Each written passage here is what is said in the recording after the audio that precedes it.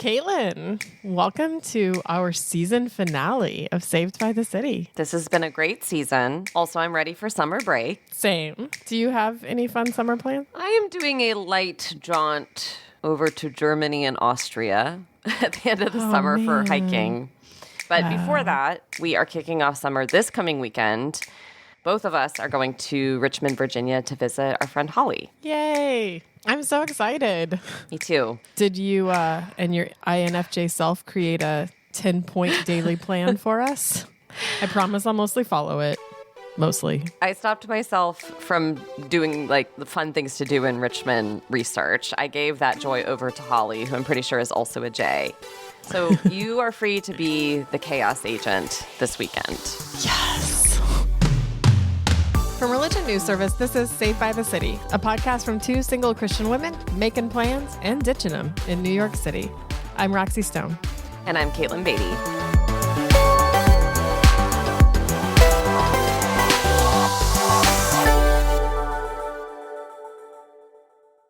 This week is like a little Caitlin sandwich for me. You're welcome. I got to see you at the beginning of it and then for our trip this weekend.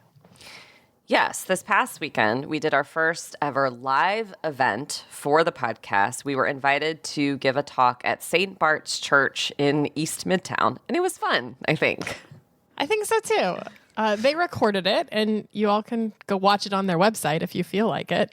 Naturally, instead of giving a very serious talk about all our problems with evangelicalism, because we've already done that multiple times on the podcast, we played a game. Of course. It was a game adapted from a bachelorette party game I did recently. Yeah. We brought a bowl with us, and in the bowl were 3 types of questions, and they were color-coded. Light blue was easy breezy. Those were the fun and lighthearted questions. And then hot pink, those were the let's go there questions, which were obviously the personal questions. And then the orange ones, which were so sanctimonious. These were the questions about church, religion, faith, etc. Today, we are going to play it again and flip it so that we each have to answer the questions we didn't get to on Sunday. Let's start with easy breezy. Thank you. Here's the easy breezy question I answered, now turned back on you. Yes. I'm ready. If you could have only one amenity in your New York City apartment, which would it be? A dishwasher, in-unit laundry, or a doorman? I've been thinking about this since Sunday, and I have to go with in-unit laundry. Yeah. I do have a dishwasher. It's great. Maybe I would say that if I didn't have one, but I was like 2 hours on Sunday were spent schlepping a huge load of laundry to the laundromat and just like hanging out there. Yeah. And man, it would just be so nice to like turn around and do it whenever you need to. Multitask. Do other things while you're doing laundry. Yes, that's true. You Remember can't how we used to be able to do that back when we lived in the suburbs? That was, I can't even think about that. So I'm going to go with in-unit laundry. Okay, here's your easy breezy question that I answered on Sunday. Weirdest first date in New York? All right. I think this was last year at some point. It was a Hinge date. Mm-hmm. And I met up with this guy at this thing on the river called like the Classic Car Club. Okay. I know this because I've been getting their emails ever since, no matter how many times I unsubscribe. Oh, no. I know. That's the worst. But it's this weird kind of big warehouse on the river that has like a lot of classic cars in it, but also like a restaurant and a bar. It sounds fun so far. Yeah, like it sounded like something my dad would like, right? But then the weird thing was that I showed up and I met him and then he was like, oh, some of my friends are here. And so then I ended up like at a table with him and 2 of his friends. And then it also turned out that they were all kind of in business together and they were trying to make some kind of deal happen that night at the Classic lame. Car Club. Okay, this is a bad way of multitasking. You don't conduct a date and a business meeting at the same time. Poor form. It was weird. Did you stay long, or were you like, yeah, I mean, I stayed for a while, and then we were like, let's go get dinner somewhere else. But then those other guys came along too, and so then I left after dinner, but he like walked me to the subway and then he like went in for the kiss. And I was like, I don't, what? I don't think so.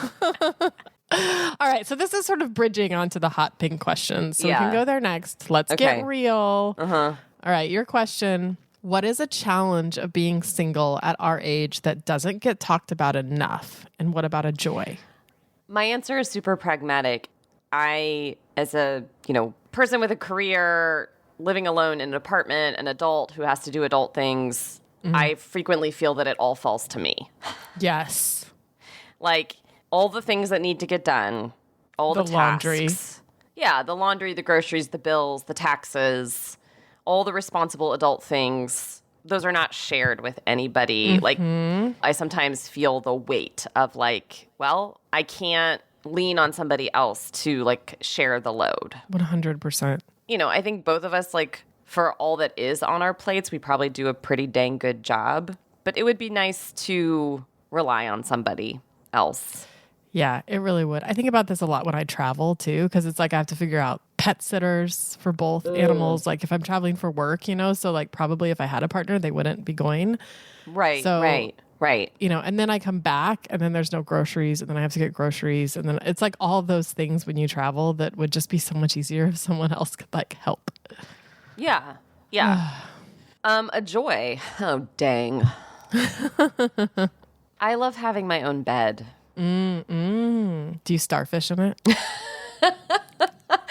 What is starfishing? Really? It's like literally yes. You're the shape of a starfish, which means that you're like... You get the whole thing. You take up the entire bed on purpose.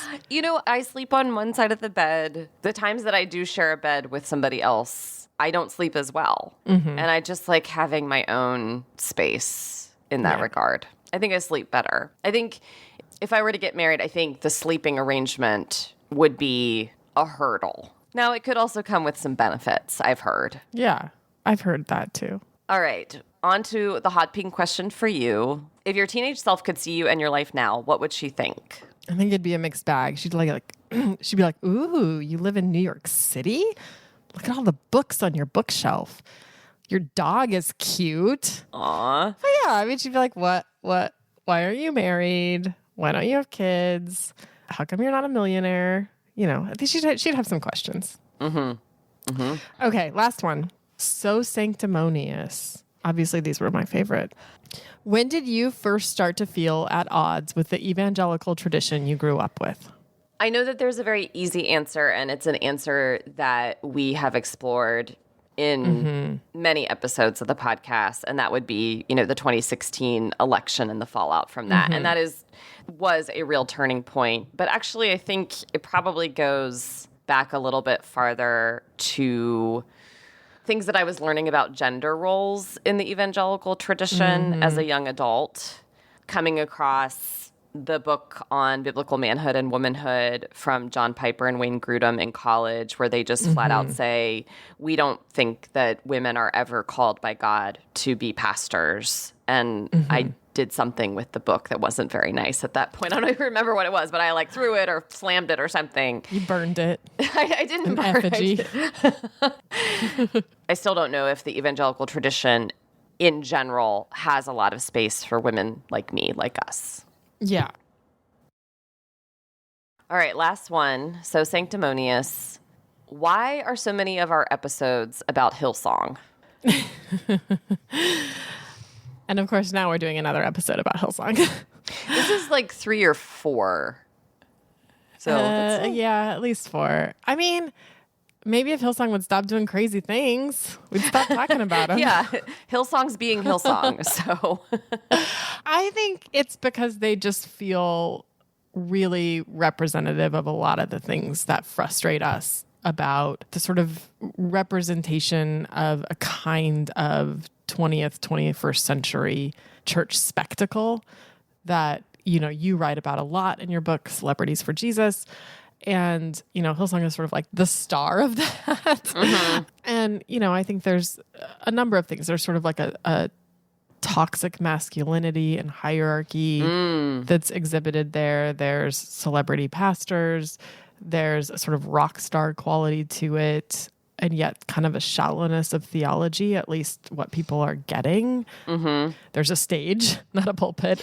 Right. And then underneath that, there's this system of taking volunteers for granted, taking women for granted, like an idea of diversity and inclusion, but then not a reality of it. So there's just a bunch of things I think that like have come to represent larger issues, but they keep throwing it in our face. So we keep talking about it. They're saying the thing out loud. Out loud with neon lights and smoke machines. Exactly. Also, both of us have been in the 2 documentaries about Hillsong. The one that I was in aired in full last week, and needless to say, we have some thoughts about that documentary. We certainly do, as does our guest today.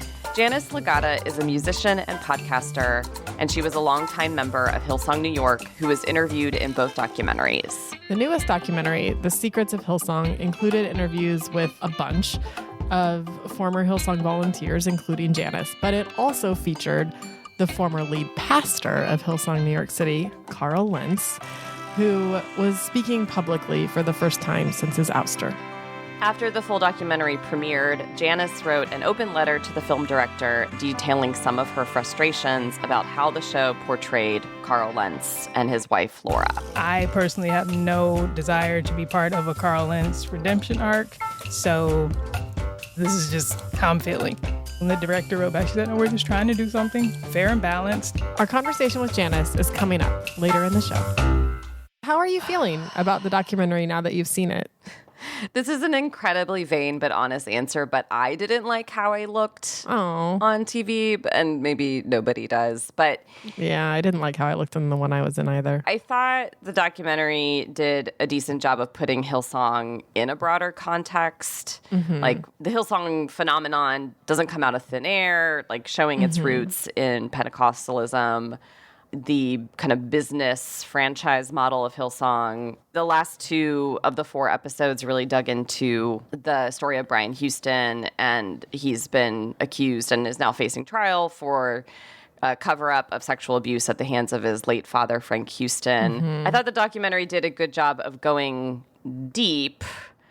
I was surprised that one whole episode of a 4-part series was just featuring Carl and Laura Lentz. I thought that Carl took up a lot of airtime and also was able to evade some of the harder questions about his leadership, which is why we're talking today. Yeah, it's interesting because I thought the documentary that I was in, the Hillsong, A Megachurch Exposed, I felt like it came hard at Carl as the bad guy without like scrutinizing the larger Hillsong global church as much. And then in some ways I felt like this one did the opposite and almost went too far of sort of portraying Carl Lentz as like victim of the system of, you know, like abuser and not good, and what he did was bad, but he isn't the big bad guy. You know, the big bad guy is Brian Houston and the global megachurch phenomenon. And I think, you know, Lentz certainly set himself up that way. He apologized a lot and talked a lot about what he felt he did wrong, but he also like made pains to regularly pivot toward, but Hillsong as a larger church groomed me to be this way, brought me up this way. The system is broken. Brian Houston is broken. And I'm sort of just like a product of that. And I like agree on a level and don't agree on a level. You know, like there's a part of me that has for a long time been like, oh, I feel like Carl has became the fall guy for Hillsong, and they kept like trying to distance themselves from him and say he was the real problem and good riddance, and now we can just go on being a great church, and that they let him be the fall guy. But there was all this chaos and scandal in the larger church too that was going unscrutinized. So I feel a little conflicted about how the documentary sort of ended up making that pivot. Yeah, that's well said. I will say, I like just watching him on screen for 10 minutes. I was like, oh, okay. I get why so many people followed him, put their trust in him, wanted to be around him, wanted to watch him. He is very charismatic.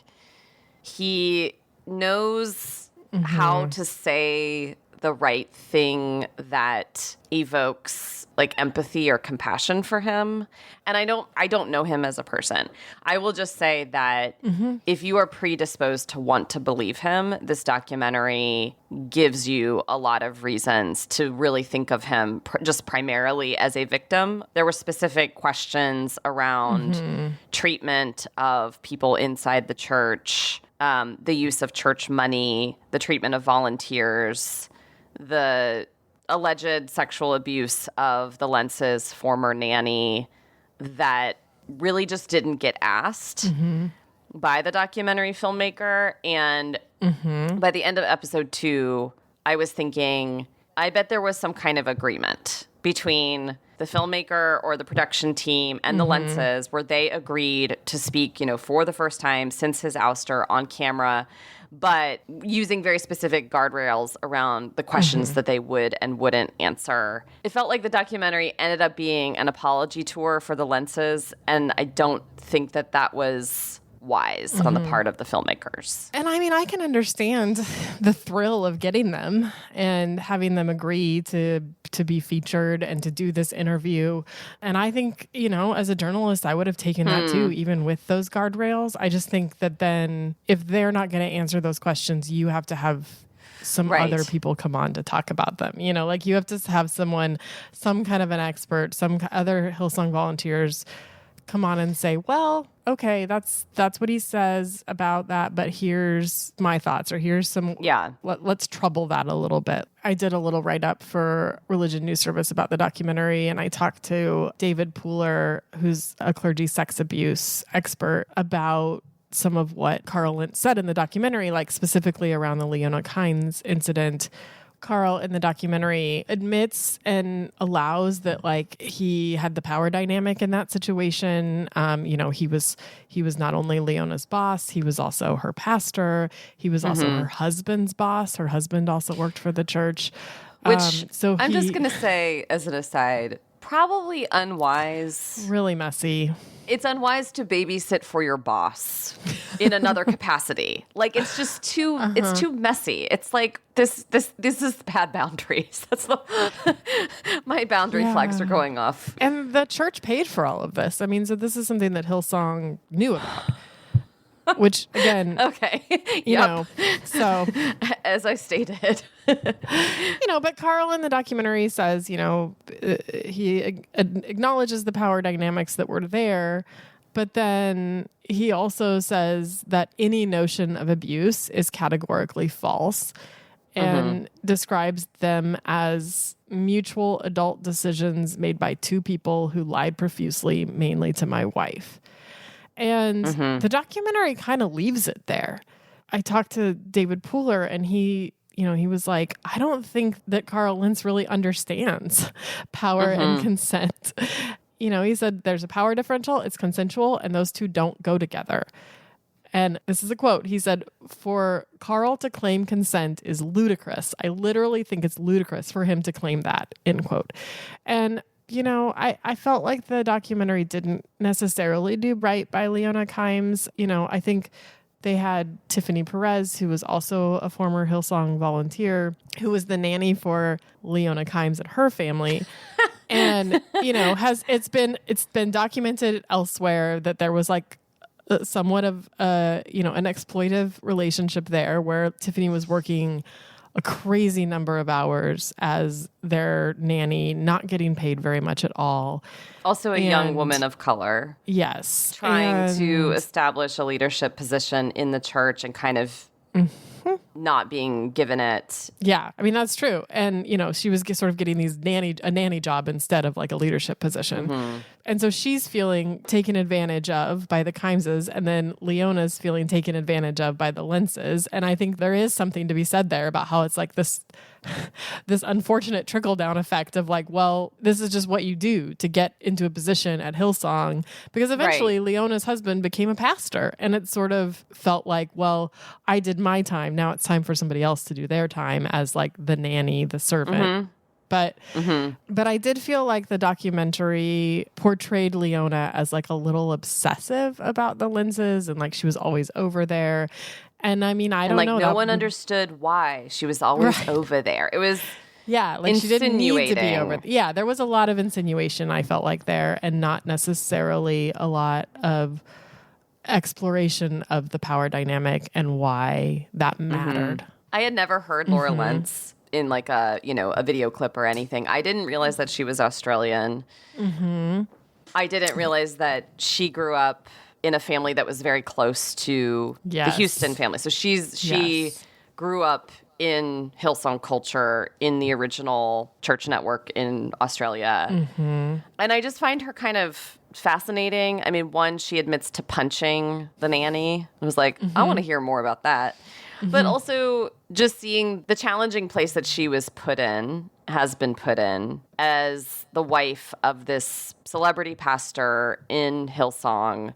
Like her entire livelihood and identity is wrapped up in her marriage to this man. And so she's almost forced to come be his biggest supporter in this time and kind of vouch for him and for the way that he's changing in a public way, because the cost of walking away from the marriage or separating or kind of leaving the professional church world is too great for her. The documentary also had her parents on, which I thought was interesting. Well, it made her a very sympathetic character. Absolutely. Absolutely. And this is tough because it sucks to have your husband cheat on you and to have that go down incredibly publicly. I'm sure it's really miserable to have paparazzi outside your home photographing you and your husband every time you come out. And I mean, I'm sure that was really crappy experience. And then her kids, and she talks about the ways this have impacted her kids. And she goes on, and so did her parents, to talk about how they felt really abandoned by Hillsong during this and, felt thrown under the bus. And I resonate with that. I mean, I think they felt betrayed. Her parents had given their lives to Hillsong, and so had she, and then probably didn't expect for the Houstons to kind of turn so much on them and on, ostensibly mostly on Carl, but also she lost her job and her position at Hillsong, whatever that was, which we're not totally sure what her job was. But, all of these guys, all of these pastors, their wives are also supposed to be the co-pastors. And that's either a symbolic role or sometimes, like with Bobby Houston, a very active role. But they always come as a duo. And so they also leave as a duo. Right. Even though only one person might be, accused of significant failures in leadership and moral credibility, both go down.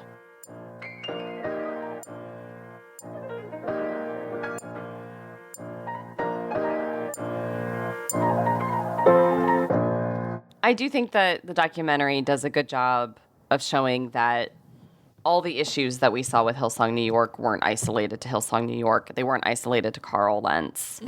These were issues of lack of accountability, misuse of church funds, sexual abuse, the cover-up of all these things. They're baked into the Hillsong story. They are deeply rooted in Hillsong culture. Carl was brought into that culture as a young man, was kind of groomed to become, the first kind of major American pastor in the Hillsong network. He was given a pedestal, given a lot of responsibility. You saw the ways that he felt the immense pressures of that he was getting pressure from Hillsong in Australia to kind of be on the vanguard, and was probably not given a lot of proper support or accountability. So I think all of that is true. And then I also want to say, but Carl isn't just Carl has to take responsibility for the ways that he operated within this toxic system. It's not just you lose your individual willpower completely when you're also mistreated and put into an unfortunate position. So how do we articulate a dynamic where someone is both a product of a deeply unhealthy culture, but is also responsible for their actions within that deeply unhealthy culture? I think there's going to be some proof is in the pudding now for Carl. He's said a bunch of things in this documentary publicly about being sorry for these things and attempting to take responsibility on some level, if not nearly enough. And now I'm kind of curious, what's he going to do with that? If he's outside of the system and he's named the issues of the system and how they formed and shaped him, what is the work that he's going to do on himself to avoid that. He's at another church now. And, a church that doesn't look very different from Hillsong in a lot of ways. It's a glitzy mega church with a lot of fanfare and celebrity pastors. And, the pastor ends up on Preachers and Sneakers a lot. Michael Todd. Todd. It's not so different of a culture. I'm seeing all these red flags about that church and about the style of leadership. I'm like, Carl, what? Yeah, I know. Do you not see? Right. You could very well be setting yourself up for double failure. He's said out loud that he came out of a really toxic, broken system that groomed him to be a certain type of pastor and a certain type of leader. So what are the lessons he's taken from all of this, and how is he attempting to avoid them in his future as he moves forward? And I think there's a certain kind of naivete that you could attribute to him as a 20-year-old kind of, going to Hillsong College in Sydney and being hand-selected. I mean, gosh, That feels good.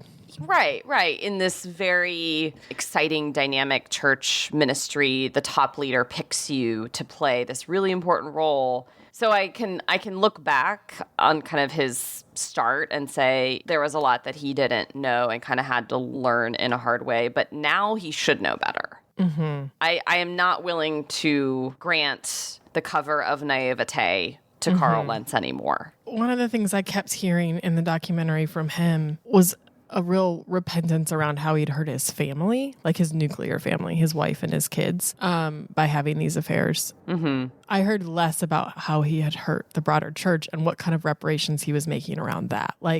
He talked a lot about his journey of healing with his family and the work that he's had to do to apologize, to make amends to his family. And I heard less about what he's doing to repair and heal the brokenness within the church culture that he led. For him to say that the main damage was to his family is leaving a lot off the table. Right. As I was watching, I was wondering how people in the Hillsong family felt about this kind of lack of reparations, including the people who were interviewed for the documentary, which the documentary definitely interviews plenty of ex-Hillsong folks. But I wondered if they knew that he was going to be interviewed. I assumed that they did not, and wondered if they felt a little bit tricked by the fact that he was given such a space to speak in the series. It's one of the reasons we were so eager to talk to Janice and so grateful for her willingness to come on the podcast. Our conversation with Janice is coming up just after the break. Religion News Service is an independent, award-winning source of global reporting on religion, spirituality, culture, and ethics. Get all the news from the pews. And if you like what we're doing at Saved by the City, let us know. Throw us a rating or a review. It goes a long way toward helping get the word out about the show. You can also reach us via email at sbtcpodcast@religionnews.com. We'd love to hear from you. Shoot us some ideas for next season. We're already in the planning stages. We're really excited today to be joined by Janice Lagata. Thank you so much for having this conversation with us, Janice. Thank you for having me. Yeah, welcome. You're the first person on our podcast who has been in not one, but two recent Hillsong documentaries. But obviously, a lot of your story is missing from both documentaries, right? Can you take us back a bit? How did you end up attending and even being very involved at Hillsong New York? Yeah, hearing Hillsong music and, growing up in church as a evangelical young person, an evangelical musician with that wrestle of if you have a gift in the arts, then you have to use it for the Lord. With Hillsong music really, really rising in the early 2000s and being like, okay, this is how I can kind of strike that balance. I can be a musician by going and learning from some of the best to do it in the Christian world. So yeah, went to the Bible college in 2005. Meant to stay there for a year, ended up staying in Australia for 4.5 years. Wow. Then moving to New York in October of 2009 and actually ended up joining a little connect group that was planted by some people that I knew from Hillsong College in February of 2010 when Hillsong Sydney, had their Vision Sunday and announced, we're going to be planting for the first time in the United States, we're going to be planting in New York. And so that Connect group that I was already a part of became the Hillsong New York launch group. So I was literally in there from day one. From the very beginning. Yeah. Wow. Obviously, you can't unsee what you ended up seeing at Hillsong New York, but if you could go back and kind of remember those early days, what do you think drew you and so many others to Hillsong New York? I mean, it's just a cool place. So many people come to New York for so many different reasons, but you're usually chasing something. And I think you want something to hold on to. And so Hillsong is good for that because you can come here and meet a bunch of people who, again, look cool, whatever level of involvement you want. So if you just want to be able to come and sneak in the back and just enjoy some good music and, you know, check that box, but like in a fun way, you can do that. If you want to go deeper in and get to know some people who think and feel the way that you do about things, then that's there. If you want to feel like, oh, I'm contributing somewhere somehow and, you know, being a part of the gospel or something good, well, I can volunteer and I can get involved. So it's just a low entry fee way of getting whatever it is you were looking for. When did you start to see some cracks? When did you start to like really ask some questions and begin to think like, are we really doing this right? Is this really okay? Honestly, in Sydney. Oh, okay. And at that time, it was mostly just about things that were happening in the Bible college. I can think back and just kind of see how the different hierarchies and the different levels and things in Hillsong just kind of keep people from questioning things for a while. Because like in the college, we're like, oh, there are these issues here. Brian and Bobby must not know that this, and this is happening. Constantly being frustrated with like these middle managers and kind of giving them the blame for everything. And some of that is valid. And then now I know a lot of it was not. I mean, we were having a good time in the early days and just feeling like, oh, you know, we're really doing something here. And then using that to kind of paper over the cracks that were showing, you know, in the way beginning. Oh, I don't really like the way they speak to this volunteer. I don't really like this reserved seating thing. I don't really understand why the pastors aren't, you know, associating with people. But look at all these people that are coming. And we're just growing so fast. We just got to keep it moving because the main thing is that people are coming and getting saved. So talk a little bit about like what were the specific things you mentioned, like a treatment of volunteers or the distance between pastors and congregants or people coming. Like what were some of the other concerning things that you and others really started to see and try to address internally? I mean, the kind of like the biggest thing, and people outside and inside kind of noticed, was like the whole reserved seating system. Right. I was someone who was volunteering from day one and was volunteering at a position with like high access. I could come and go, but to see people, you know, standing in line for hours, you know, Hillsong loved to put that on the social media. Like, look at these lines that we have. And so many people lining up early, getting in the building and not having a seat. Got all these first 3 rows just open because they're holding them for whoever's on that list. It's just very uncomfortable to know these people stood outside and now they're standing up in the back. And this is happening in extreme heat. This is happening in rain and snow.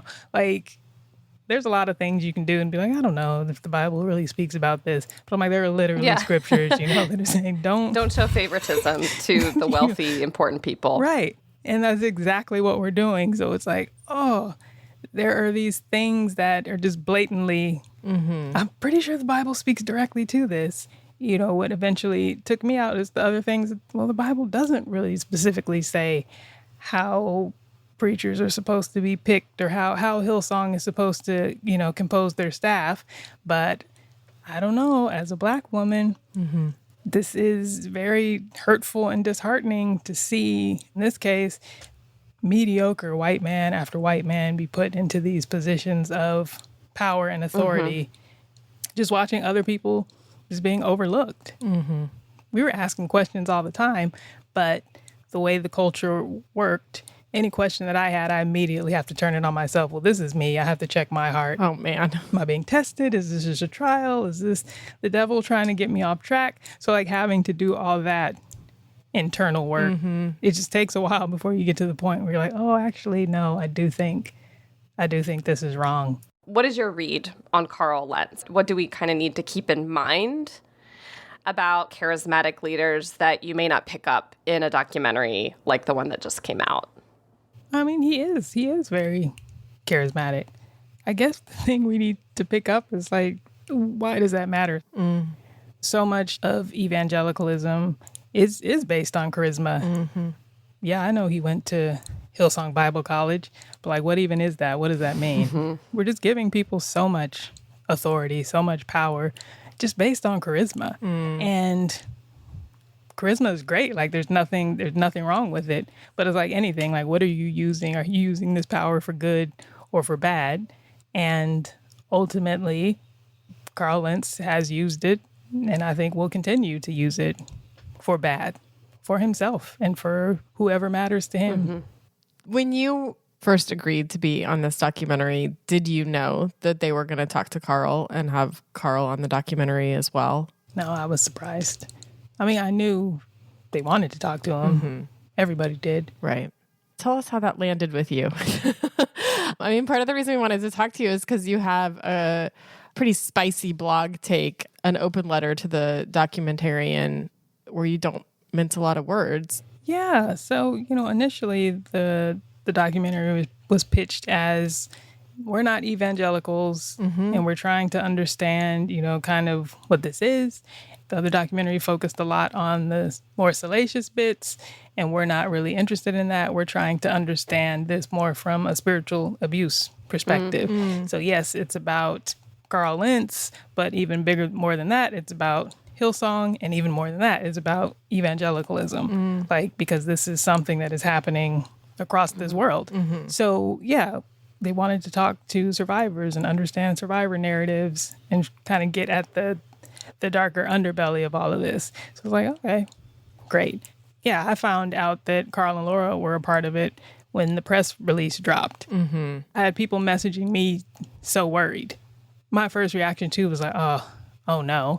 And I emailed the director then. I was like, well, honestly, it's off-putting and it seems a little shady that you got the Lentzes on board and didn't say anything. I personally have no desire to be part of a Carl Lentz redemption arc. So this is just how I'm feeling. And the director wrote back, she said, no, we're just trying to do something fair and balanced. I'm like, okay, that's fine. It's like evangelicals, they were going to support them and be all for the forgiveness and redemption and the grace arc. But for outsiders, I think it'll be pretty clear. And then, part of my irritation with it all now is that, no, like, you made me do extra work trying to comfort people. And like, no, I think it's going to be okay, guys. We're going to be okay. And it's like, you made me complicit again in the storyline of Carl Lentz. Yeah, you kind of would hope that documentary filmmakers, like totally outside the evangelical system, wouldn't be taken in the same way. And I'm very curious to know, maybe from a legal or contractual agreement, whether there was some kind of like, yes, we'll be in your documentary if you portray us in this way. I would not be surprised. He got so much airtime. Yeah. So much. A quarter or more and more of the entire documentary. Again, everybody wanted to talk to the Lentzes. So I think they got them on board and probably just made a deal with the devil and just gave them too much say so. And I don't even think it's like they had footage of them implicating themselves and then we're like, no, you can't post that. I don't believe the footage exists. Like, I think they just said, here's what we'll talk about, and that's it. Because like, I'm fine with you bringing the Lentzes on and, asking them, you punched your nanny. Okay. Well, this report says you actually punched her 2 or 3 times. You're saying you did it once. This is saying this is where it happened. You're saying it happened like this. Explain that. Right. You punched your nanny. She was also part of your church. It's a big deal. Yeah. Right. What does that say about women in evangelicalism? How do you think about, power dynamics and dealing with the nanny now. There was nothing to anchor it like in today. Like we all know this all happened and we're talking about that, but I don't know anything new about what do Carl and Laura Lentz actually think or believe about anything. You basically just let them retell the story in their own words. And then like, oh, okay, that sounds good. The Lentzes are still married. The Houstons are still married. The Bogarts are still married. The Kimes are still married. That's a lot of people to stay married with infidelity happening. Why do you think all of these marriages are still intact? These are all these deeper issues and all these things that I think would have been nice for someone to get into. How women are treated in evangelicalism. You know, Leona, in her talking about what happened between her and Carl, when she would say, well, I'm going to leave, I'm going to quit this job. He'd be like, you don't have a college degree. Where are you going to go? And so like you're dealing with women who have given their all to this world, been raised in this world, been raised to be pastors' wives. It's like a gilded cage. When things are good, things are good. You guys are at the top of this social ladder. You have money, you have housing, you have all the things that you need, but this is all contingent on this man and his position. And yeah, you guys all have these honorary titles. Again, Laura Lentz, you were fired or you resigned? What was your job? What were you doing? Like your job is to be Carl Lentz's wife. A lot of people are walking around with the pastor title. It's just based on who you're married to. And so these women honestly just don't have a lot of options. Like, yes, they could leave their husbands and start over, but man, like you're going to find a job, you're going to find housing, you're going to do all these things on your own, and probably now without the support of the evangelical world. Right. It's not just the practical and financial puzzle, but it's also your decision to divorce your husband or separate. That would not be a choice that would be supported or praised. It would be like, what about forgiveness? What about second chances? What about grace? What about the sanctity of marriage and family? It would be so much to risk. Yeah. Because like in the list of people who have not gotten divorced, but Joel and Esther have, they have been disappeared from this story. But like Esther was her own person and had her own life and things before Joel Houston, and, you know, can now go on without Joel Houston. Wait, they're divorced? Is that official? I didn't know that was official. I knew it was like in the works, but... Yeah, but I mean, everything with the Houstons is kept so quiet. But yeah, it's like the system sets women up to be dependent and to need these marriages and to stay in these marriages. So for, I mean, the countless number of people globally who have been harmed or hurt within the Hillsong world, what does healing look like? Maybe more personally, like how have you proceeded after such difficult experiences within Hillsong? I mean, moving forward just looks different for everybody. One of the main things and one of the only things really that all of us can kind of hope for out here now is just hearing other people's stories, knowing that, oh, okay, I wasn't crazy. I wasn't demonic. Like I wasn't wrong in having these questions and in walking away. I was hurt. That was a real thing. And other people have moved on and that it is possible. It's not going to be easy, but it can be done. And there is life on the other side. That's the main thing that can help heal right now, since nobody is doing anything, you know, practical. Reparations would be nice. Like it would be nice for these churches to, you need to have a harm fund and you need to be paying for people's therapy and you need to be, you know, admitting where things were done wrong and making actual changes. But short of that, it was always the volunteers making the church run and always the volunteers looking after each other. And we're doing that same thing on the outside. Is there anything else you want to say that you feel like has really been missing from the story or has just not been well represented in these documentaries or these journalist articles that have come out? I mean, tons of things, but why would you? There are still people in Hillsong, New York. To me, you just deserve better. And even if you can't, you know, fathom leaving Hillsong and you have to make this place better. I honor that. I respect that. But also, be honest with yourself about how effective you can actually be in this system. Like, changing things here is going to require asking questions and making people in power uncomfortable. Number one, do you even have the access to do that? And then number two, do you have the bravery? Like, think about that fear. Think about the things that you are fearing in your church. And should it be that way? Hillsong is full of good people. They're great. But I would say, as much as you can, stop supporting Hillsong. So if you are a volunteer and you're giving your time, that's enough. Please stop giving Hillsong your money. Stop supporting these things that are not, they're just not good. And kind of test the system that way. Like, see how much Hillsong cares about you when you stop giving it what it wants. I appreciate it. I know you've already chosen to be vulnerable more than once about this, so I appreciate you coming on and trusting us with a little bit of your story too. Yeah, for sure. Thanks for having me. Now, if I find out you guys are talking to Carl Lentz right after this. Fair. I hope this is our last Hillsong episode for a while. Me too. But I think it depends on Hillsong. I need to calm down over there. For now, we are off for summer break. We hope all of you have a wonderful summer. And we'll be coming at you midsummer with a little summer series, so watch out for that. Plus, over the next 2 weeks, we'll be featuring some bonus episodes of another podcast we think you'll enjoy.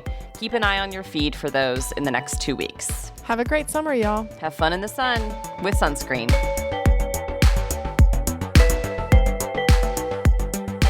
Saved by the City is a religion news service production. The producer is Jay Woodward, and the consulting editor is Paul O'Donnell. We get production assistance from Elizabeth Joy Wyndham and Julia Wyndham. Chaz Rousseau put together our look, and Martin Fowler wrote our theme music. We are Roxy Stone and Caitlin Beatty. Thanks for listening. Perfect.